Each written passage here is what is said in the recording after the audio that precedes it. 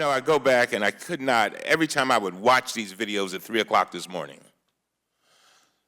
I said to myself, this is appalling.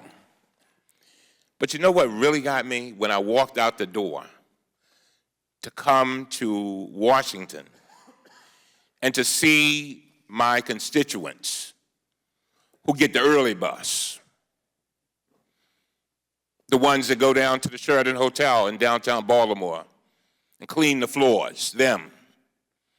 And I thought about the man who came to me the other day because he had just gotten a letter from the IRS about an audit.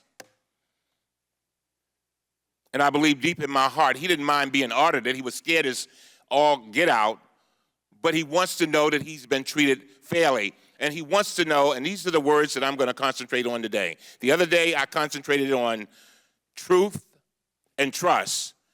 Today, I'm going to add on to that, take and waste. Take and waste. What happens here is that when we have episodes like this, it has an impact on the average person. I live in a block where most people don't even make $50,000 a year, but yet and still we can produce a video that has no redeeming value, none, and spend taxpayers' hard-earned dollars for that. And then there was that line dance. Couldn't see any there either. And so I say we can do better. But guess what?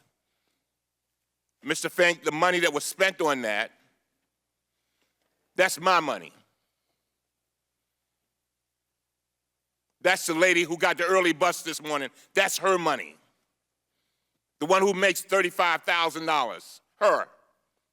The gentleman up the street from me that makes $45,000, hauling trash. That's their money. And so it was wasted.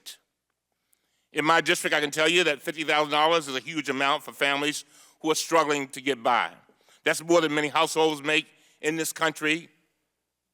Unfortunately, this was only part of a broader problem, which was the growth of IRS conference spending over the last decade.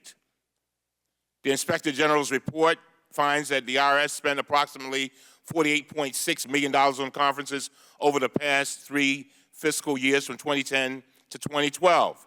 But the IRS spent far more than that in the 3 prior fiscal years from 2007 to 2009, when the IRS spent an astonishing $72 million on conferences. And I know, Mr. George, that the scope of your inquiry was limited, but let me say this, Mr. Chairman, it would be legislative malpractice.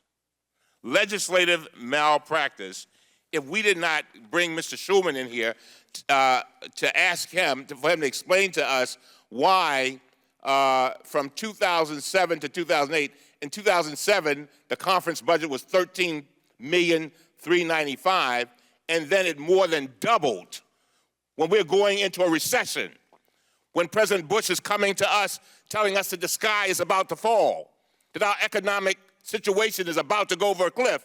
We then double it.